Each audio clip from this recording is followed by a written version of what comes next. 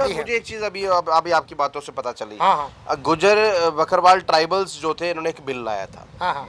वो tribal bill Bharatiya Janata party ने पास किया। बहुत से लोग खुश भी हुए, बहुत से लोग खफा भी हुए, लेकिन उसके बावजूद भी भारतीय जनता पार्टी कश्मीर में कमल नहीं खिला पाई, 3 MP नहीं उतार पाई। इतना डर था इनको वोट नहीं मिलेगा, इतने बड़े बिल लाए थे इन्होंने।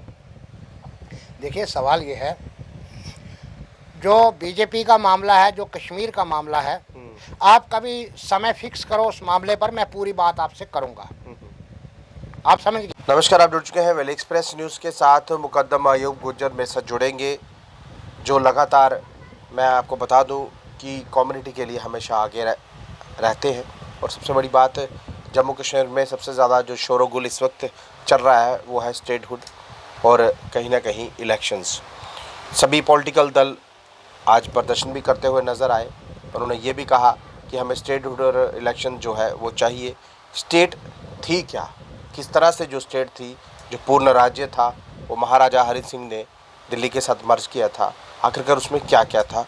अयूब जी से पूछता हूँ। अयूब जी, क्या लग रहा है, जो पहली हमारी स्टेट थी, जो पूर्ण राज्य का दर्जा था, जब इस देश का, मैं एक देश कहूँगा, ये स्टेट नहीं थी, एक देश था, इसका अपना एक राष्ट्रपति होता था, जब इसको दिल्ली के साथ मर्ज कर दिया गया, इसके कौन कौन से हक और हुकूक थे जो केंद्र ने ले लिए। आज तो यूनियन टेरिटरी है, आज यूटी बन चुकी है।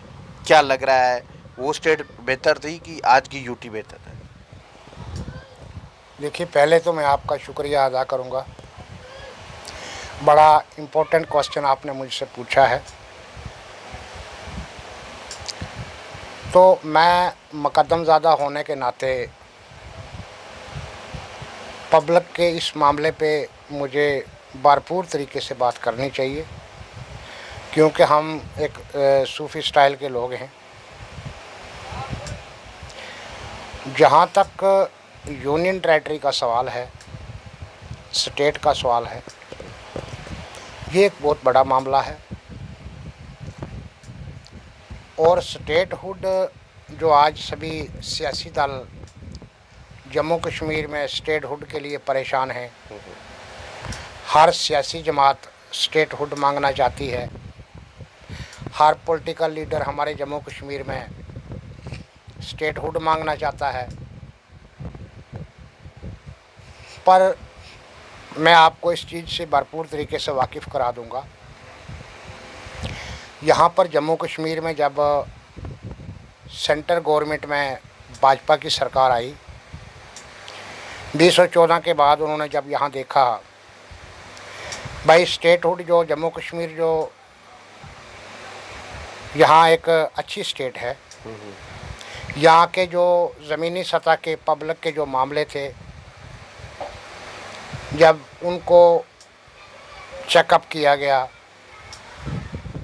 उनमें सुधार का कोई नामो निशान नहीं था। आप देखेंगे कि हमारे पास स्टेटहुड था और हमारे पास स्टेटहुड में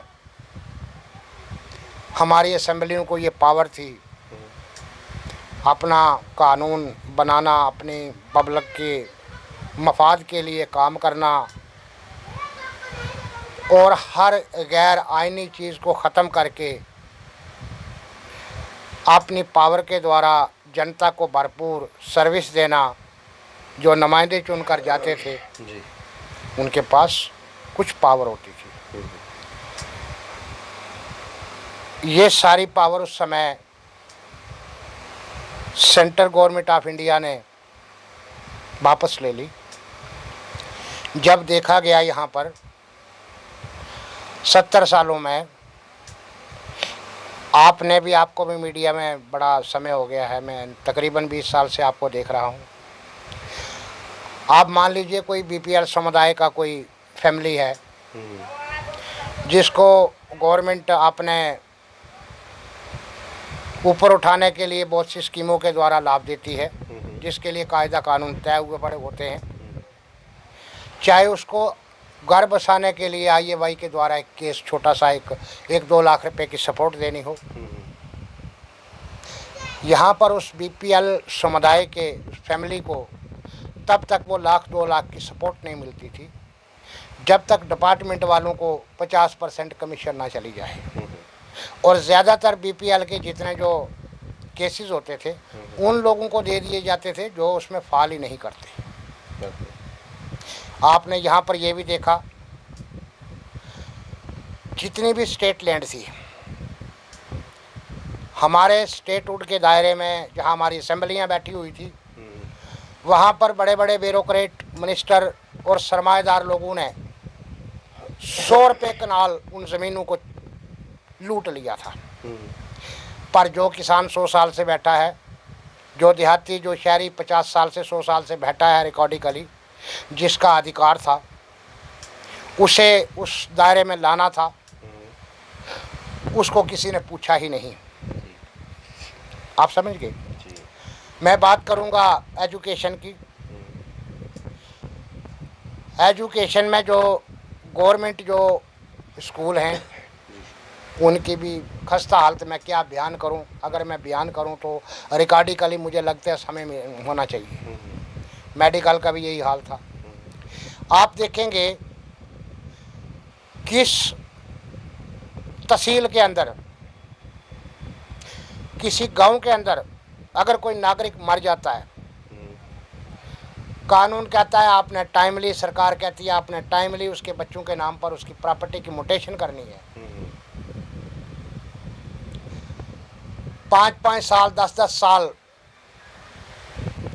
जो बच्चे डिपार्टमेंट को भरपूर तरीके से जेब नहीं भर पाएंगे, उनको सालों साल अपने बाप दादे की जायदाद पे उनका अधिकार मिलता ही नहीं था।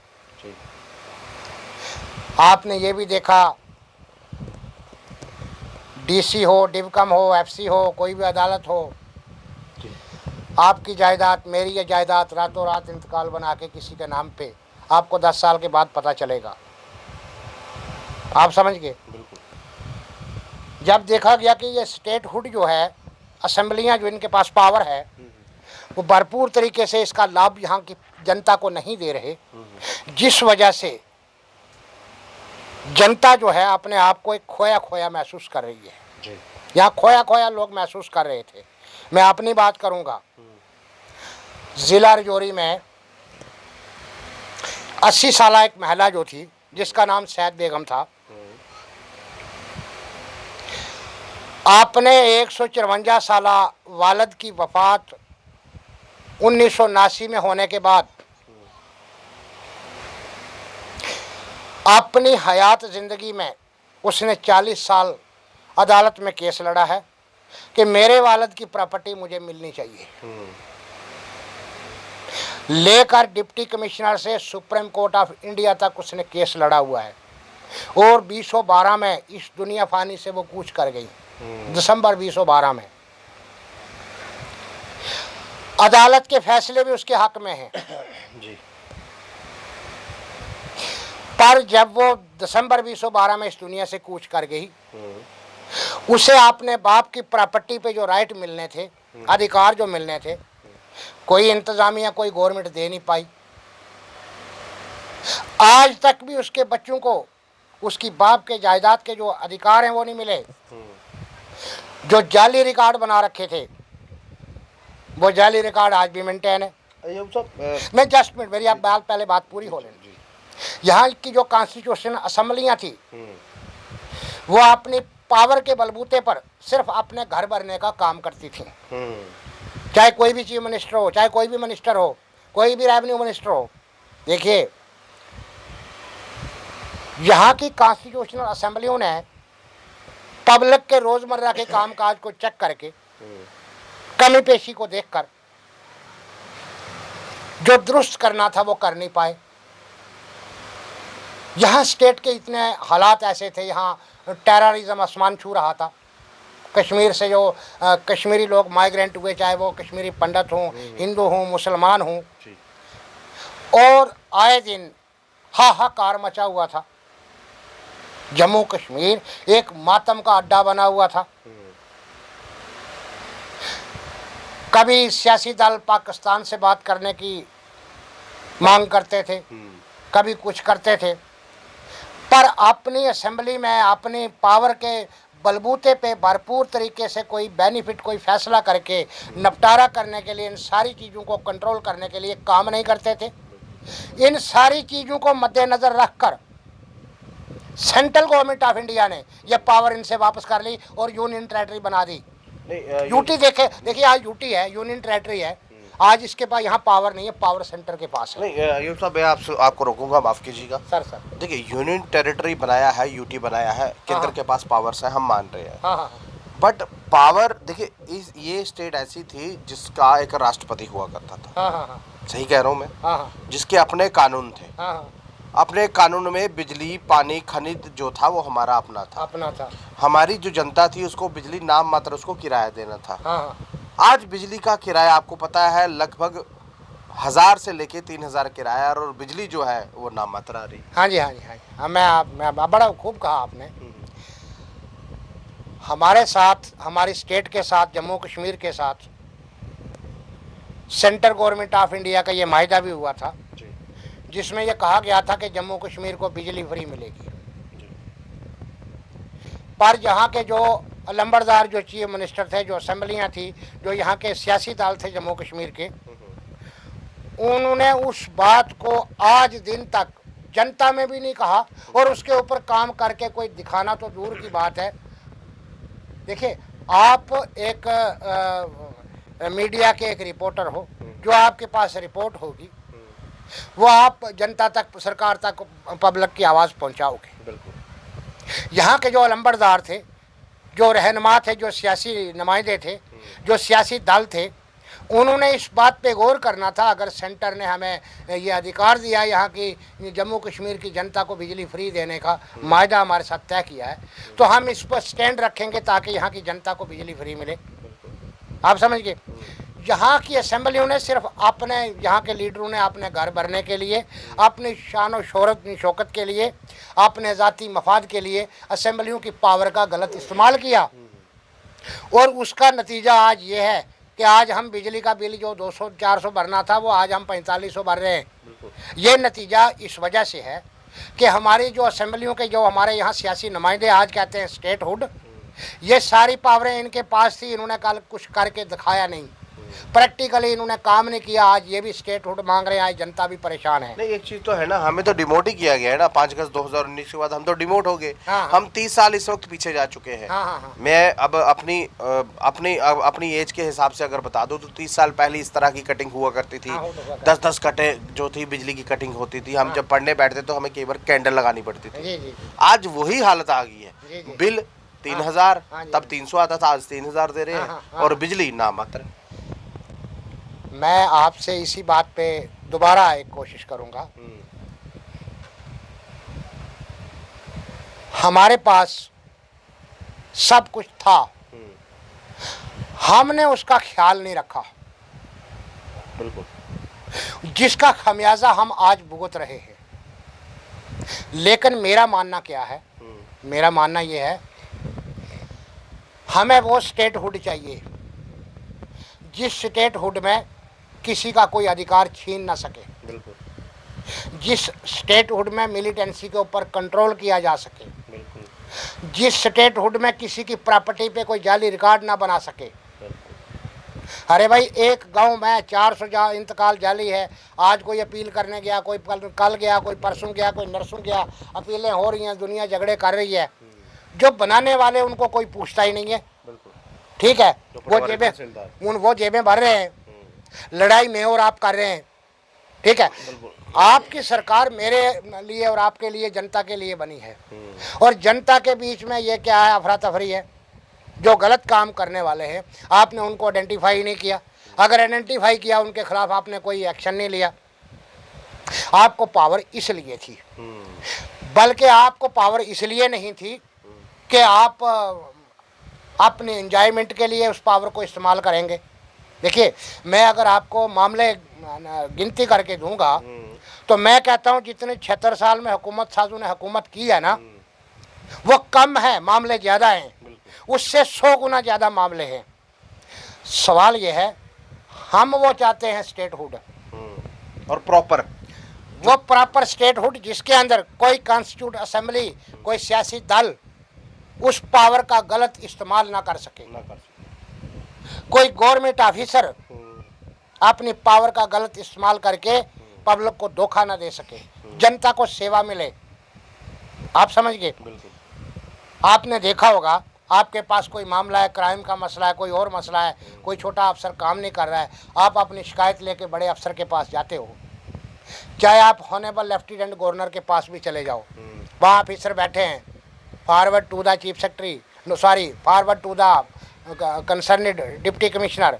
डिप्टी कमिश्नर ने फॉरवर्ड कर दिया तहसीलदार को, तहसीलदार ने गिरदावर को, उसने पटवारी को, और पटवारी साहब ने रजिस्टर में रख के आपको परसों बुला लिया।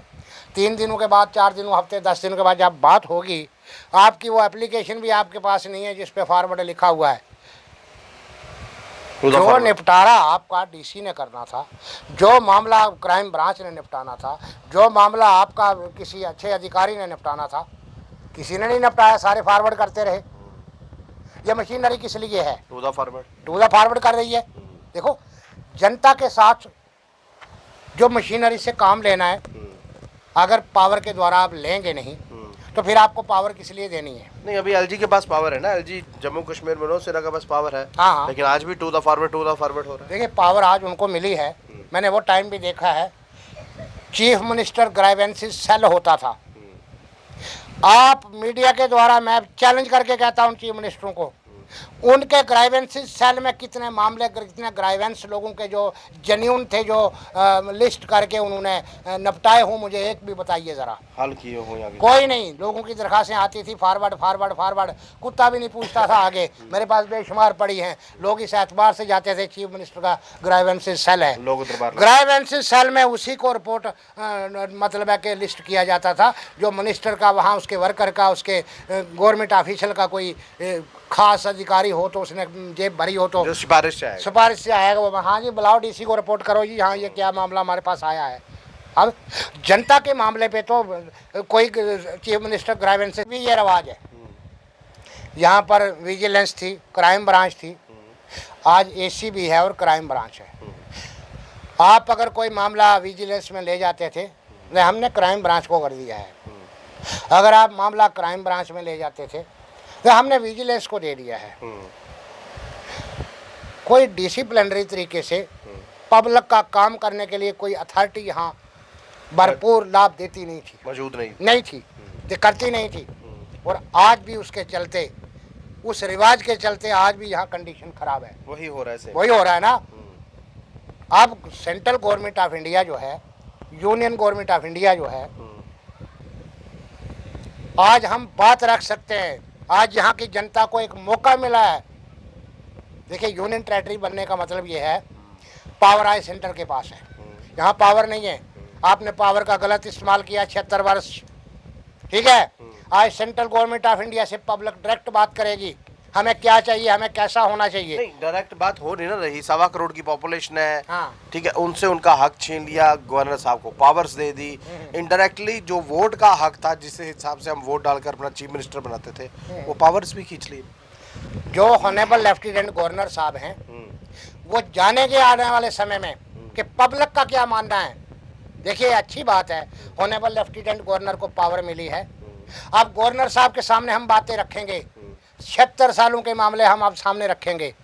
हमें कौन सा स्टेट हुड चाहिए जिसकी जनता को ज़रूरत है, जिस स्टेट हुड की पावर का गलत इस्तेमाल कोई असेंबली कर ना सके, कोई लीडर ना कर सके, कोई सियासी दल ना कर सके, जनता को इंसाफ मिले। हमें वो स्टेट हुड चाहिए। हमें वो स्टेट हुड नहीं चाहिए जिस स्टेट हुड में चीफ मिनिस्टर जो है दौरे के नाम से कमीशन इकट्ठी करते और टूटते फिरे। आप समझ गए। मैं आपसे ये कहूँगा, मैं कितने मामले आपको गिन के सुनाऊं, आप किसी विभाग के रिलेटेड बात कीजिए, मैं आपको बताता हूं यहाँ जो स्टेट हुड था, वो स्टेट हुड वहाँ इस विभाग में क्या होता था। नहीं, अगर अब देखिए, इलेक्शन से पहले कहीं ना कहीं सभी दल जो है वो प्रदर्शन कर रहे हैं, वो ये कह रहे हैं स्टेट हुड दीजिए, उसके बाद इलेक्शन करवाइए, क्योंकि पूर्ण राज्य का दर्जा होगा तो ही जाकर कहीं ना कहीं जम्मू कश्मीर की तरक्की हो सकती है। क्योंकि लगभग आपको खुद ही पता चल रहा है, मैंने 2 बार यही सवाल किया, 30 साल हम पीछे जा चुके हैं। हाँ। अगर 30 साल हम पीछे जा चुके हैं, वो 30 साल की तरक्की किस तरह से जम्मू के लिए आएगी? अगर नुमाइंदे आज भी चुन के चले जाएंगे, अगर इलेक्शन हो जाएगी तो नुमाइंदे अपनी राय देंगे, वो बैठेंगे असेंबली में। आप समझ गए। मेरे गांव में अगर रोड जाती है, पीएचई का, गवर्नमेंट ऑफ इंडिया का पैसा जाता है, गांव में वो पैसा यूटिलाइज होने से पहले ही माल चोरी हो जाता है। जनता कहती है भाई पीएचई का, यहाँ भाई ब्लॉक का, यहाँ भाई पीडब्ल्यूडी का ऐसा हुआ जी, पैसा हुआ जी, हम क्राइम ब्रांच में जाएंगे, हम उधर जाएंगे। क्या वहाँ के सरपंच को, वहाँ के एमएलए को नहीं पता यहाँ जनता का माल लूट गया है? उसको भी तो हिस्सा गया होगा ना। देखो ना, उसने कभी कहा कि मेरी जनता यहाँ पर ये बात कह रही है, मुझे जनता का यहाँ पीएचई का पैसा बचाना है, बिजली का बचाना है, स्कूल का बचाना है, मुझे यहाँ पीडब्ल्यूडी का बचाना है, यहाँ जनता के साथ धोखा हुआ है, तो मैं इसको मतलब है कि चीफ मिनिस्टर के सामने रखूँगा, असेंबली में रखूँगा, ऐसी बातें क्यों हो रही हैं, हम उसको पकड़ेंगे, पब्लिक का माल लूट रहा है। किसी ने कहा? किसी सियासी दल ने कहा कभी? किसी सियासी लीडर ने कहा कभी? सियासी लीडर यही कहते थे, पार्टी पार्टी, इलेक्शन आया, वोट वोट, बस और कुछ नहीं। जनता रोती रहे, वो रोती रहे। आज वही लोग जो कल जनता की बात ने मामले जो है भरपूर तरीके से आइडेंटिफाई करके बेनिफिट के लिए काम नहीं करते थे, आज वे खुद पावर मांगने के लिए भिखारी बने हुए हैं। क्यों? ये उनके जो 76 वर्षों के जो उनके तरीक़ेकार चेकअप किए गवर्नमेंट ऑफ इंडिया ने, पता चला यहाँ पावर का गलत इस्तेमाल हो रहा है। आप समझ गए। हमारे यहाँ एक वो सीपीएम लीडर हैं, क्या नाम उनको बोलते हैं, तारेगामी साहब, मोहम्मद यूसुफ तारेगामी साहब। वो एक सेंटर की एक बड़ी पार्टी है। अगर उस दल ने जम्मू कश्मीर में काम करना है तो उसकी बॉडी है यहाँ, तारेगामी साहब अकेले हैं। क्या पार्टी कहती है कि वहाँ आप अपना मतलब है कि बॉडी ना बनाए? बॉडी बनानी चाहिए ना। अगर फंड्स वहाँ से पार्टी देती है, फंड्स की अगर इनकारी नहीं है तो यहाँ बॉडी क्यों नहीं बनती? अगर यहाँ बॉडी बनेगी, फंड सब लोगों के सामने रखा जाएगा, इतना पार्टी का फंड्स आया है, तो ये पार्टी के लिए, जनता के लिए यूटिलाइज होगा। वो तारेगामी साहब अपने लेजर के अंदर बंद तो नहीं ना करेंगे। आप समझ गए। मैं किसी का चिट्ठा नहीं खोलना चाहता, मेरा वो काम नहीं है। आप समझ गए। इन सियासी जमातों के चिट्ठे जो है ना, सेंट्रल गवर्नमेंट ऑफ इंडिया ने चेक किए हैं, जिसके चलते यहाँ का स्टेटहुड उड़ गया है। आज अगर हमें स्टेटहुड चाहिए, जनता का मेरा ये मानना है, हम वो स्टेटहुड चाहते हैं जिसमें यहाँ की असेंबली जो है, यहाँ के जो सियासी दल हैं, जो यहाँ की कॉन्स्टिट्यूट असेंबली होगी, जो नुमाइंदे होंगे, जो चुन कर जाएंगे, वो प्रॉपर पावर का इस्तेमाल करेंगे ताकि वो किसी जगह अपनी पावर का गलत इस्तेमाल ना कर पाएँ। देखिए, अयूब जी का कहना भी बिल्कुल सही है। इनका ये कहना यही है कि जो भी दल आए, देखिए स्टेटहुड मिलनी चाहिए लेकिन पूर्ण तरीके से, यानी कि जो भी यहाँ पर पॉलिटिकल दल आए ईमानदारी से काम करे, जिस हिसाब से जो गरीब का बच्चा पढ़ता था, जी जब सर्विस में जाता था, आप समझ गए, तो उन्होंने पोस्टें पहले ही अमीर लोगों को पूरी कर दी होती थी अंदर वाले दरवाजे से। गरीब के बच्चे को कोई पीएन लगाने पे भी जगह नहीं मिलती थी। जो यहाँ शेड्यूल्ड कास्ट लोग थे, जो शेड्यूल्ड ट्राइब लोग थे, आपके पास डिपार्टमेंट में 40 पोस्ट जो है, जो नोटिफिकेशन नहीं, अभी तो 10 सालों से मोदी सरकार थी, सीधा सीधा केंद्र इंटरफेयर कर रहा था। हाँ। और 10 सालों से 2.5 करोड़ नौकरी देने की बात की थी। यहाँ तो दी ही नहीं उन्होंने कुछ भी। देखिए, उसका भी समाधान होगा ना। आज तो समाधान हमारे स्टेट के बीच में, सेंटर के बीच में जो बात चल रही है, आज से कबल 76 वर्षों से ये रिवाज था। जब से गुज्जर बकरवाल को शेड्यूल ट्राइब मिला था, अगर डिपार्टमेंट के पास 60 पोस्ट है तो 30 पोस्टें उन्होंने पहले ही आगे पीछे कर दी है। मुझे एक चीज़ अभी आपकी बातों से पता चली। हाँ। गुज्जर बकरवाल ट्राइबल्स जो थे, इन्होंने एक बिल लाया था। हाँ। वो tribal bill Bharatiya Janata party ने पास किया। बहुत से लोग खुश भी हुए, बहुत से लोग खफा भी हुए, लेकिन उसके बावजूद भी भारतीय जनता पार्टी कश्मीर में कमल नहीं खिला पाई, 3 MP नहीं उतार पाई। इतना डर था इनको वोट नहीं मिलेगा, इतने बड़े बिल लाए थे इन्होंने। देखिए, सवाल ये है, जो बीजेपी का मामला है, जो कश्मीर का मामला है, आप कभी समय फिक्स करो उस मामले पर, मैं पूरी बात आपसे करूंगा। आप समझ गए। कश्मीर का मामला, भाजपा का मामला, जो ट्राइबल का मामला है, मेरे से आपने जो सवाल पूछा स्टेटहुड का, मैंने आपको समझा दिया। आप समझ गए। जहाँ तक कश्मीर का मामला है या भाजपा का मामला है, आप कभी समय फ्री करके मेरे पास आइए, आपके पास समय आधे घंटे का हो, आपको भी पता चले, सियासी लोगों को भी पता चले ये क्यों एमपी खड़े नहीं कर पाए। डर था हारने का। देखो, हारने जीतने की एक अलग बात है, हार जीत तो होती है, हार जीत तो हर जगह होती है। हम ये कहते हैं, आपने देखा कश्मीर में आज से 10 साल पहले जो यहाँ हमारे स्टेट के नुमाइंदे थे, क्या किसी लीडर ने यहाँ कश्मीर में 5,000 10,000 वोट लिया है पिछले 30 सालों से? नहीं। 2 वोटों पे और 5 वोटों पे, 5-10 वोटों पे एमएलए जीत के आते थे। किसी लीडर की ताकत थी वहाँ कश्मीर में, मतलब है कि अपने 4 बॉडीगार्ड भी लेकर कहीं जलसा कर पाएगा, ताकत थी किसी की। लेकिन आज वहाँ पर वर्ल्ड का टूरिस्ट खुलेआम घूम रहा है। हर शहरी को, हर देहाती को अमन मिल रहा है। नहीं, टूरिस्ट आ रहा है, नो डाउट। हाँ। पैसा भी कमा रही है सेंट्रल गवर्नमेंट। हाँ हाँ फंडिंग भी अच्छी जा रही है। हाँ। बट वहाँ पे रहने वाले जो लोकल लोग हैं उनको नौकरी कब दी जाएगी? उन लोगों को कब देखे? रोजगार देने में तो भारतीय जनता पार्टी विफल रही है ना। नहीं दिया उन्होंने कुछ भी। और एलजी साहब ने सबसे बड़ी बात, सोने पे सुहागा इन्होंने ये किया, दरबार मुंह बंद कर दिया। जब दरबार मुंह बंद हो गया, एक इंसानियत का जो रिश्ता था, जो हिंदू मुस्लिम का रिश्ता था, जम्मू हिंदू कम्युनिटी से है, वो कश्मीर मुस्लिम कम्युनिटी से है, वो रिश्ता खत्म कर दिया इन्होंने। बोला 200 करोड़ बचाया, कहीं 200 करोड़ तो इन्होंने मिलिटेंसी को हटाने के लिए सिक्योरिटी फोर्सेस के ऊपर लगा दिया होगा, या नहीं लगाया? जम्मू में तो मिलिटेंसी है ना। मैं मानता हूँ, आपकी बात से मैं सहमत हूँ, पर अभी उनकी जो प्रैक्टिस है, जो भाजपा की प्रैक्टिस है, जो गवर्नर साहब ने जो मेहनत की है, वो वहाँ की जो जनता है वो बताएगी क्या है। देखिए, बताएगी अगर इलेक्शन हुई तो क्या होगा। जो इलेक्शन होगा, क्या मामले हैं वो उनके बीच में है भाई साहब। जी जी। आज गवर्नर साहब को पावर मिली है, लेफ्टिनेंट गवर्नर साहब को कल तक पावर नहीं थी।